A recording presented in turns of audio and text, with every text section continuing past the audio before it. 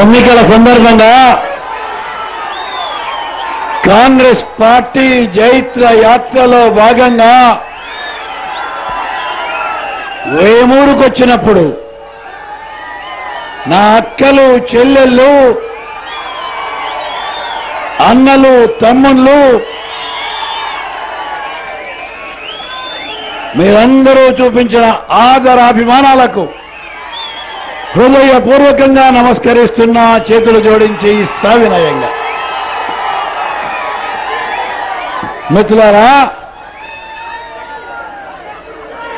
గడచిన 5 ఏళ్ల కాంగ్రెస్ పార్టీ పరిపాలన ఇవాళ మీ అందరి ముందు మీ తీర్పు గురించి నిలబడి ఉంది. ఈ కాంగ్రెస్ పార్టీ పరిపాలన బాగుందా లేక అంతకుముందు 9 ఏళ్ల తెలుగుదేశం పార్టీ పరిపాలన బాగుందా?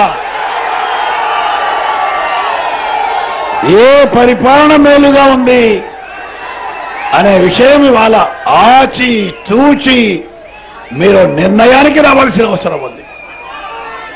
ఆలోచించండి, అలనాటి 9 ఏళ్ల తెలుగుదేశం పార్టీ పరిపాలనలో వరుస కరువులు వచ్చాయి. కరువు మీద కరువు వచ్చింది. కొంచెం జెండాలు దించేయండి, వెనకలో కనపడదు. జెండాలు దించేయండి, వెనకలో కనపడకుండా ఉంటుంది. జెండాలు దించేయండి ప్లీజ్. జెండాలు దించేయి బాబు, జెండాలు దించేయి, జెండాలు దించేయి, జెండా దించేయమ్మా, జెండా దించేయి, కొంచెం దించేయి, దించేయి, జెండా దించేయి, జెండా దించేయి, వెనకలో బాగా కనపడుతుంది. 9 ఏళ్ల తెలుగుదేశం పరిపాలనలో వరస కరువులు వస్తే, కరువు మీద కరువు వస్తే రైతాంగం సొసైటీల్లో బ్యాంకుల్లోనూ అప్పులు తీసుకొచ్చి పొలాల్లో పెట్టుబడులు పెట్టి ఆ పెట్టుబడులు వెనక్కు రాక రైతులు అప్పుల ఊబిలో ఇరక్కపోతే ఆ 9 ఏళ్ల తెలుగుదేశం పార్టీ పరిపాలనలో ఒక్కసారైనా రైతాంగానికి సంబంధించిన బకాయిలు కట్టలేకుండా ఉన్నారే, వారు ఇబ్బందుల్లో ఉన్నారే, అటువంటి బకాయిలు రద్దు చేయాలి అనే కనీసం ఆలోచన కూడా రాని దుర్మార్గపు ప్రభుత్వం అలనాటి తెలుగుదేశం ప్రభుత్వం అనే విషయాన్ని మనం చూస్తున్నాం. కానీ ఈ 5 ఏళ్ల కాంగ్రెస్ పార్టీ పరిపాలన చూడండి. రైతులకు మంచి వర్షాలు పడ్డాయి, రాష్ట్రం సుభిక్షంగా ఉంది. కృష్ణ కాలువల్లో 2 పంటలకు పుష్కలంగా నీళ్లు వచ్చాయి, పంటలు బాగా పండాయి.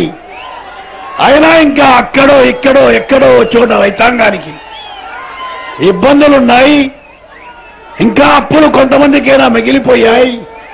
అటువంటి బకాయిలున్న రైతాంగానికి ఒక్కసారైనా పూర్తిగా బకాయిలు మాఫీ చేస్తే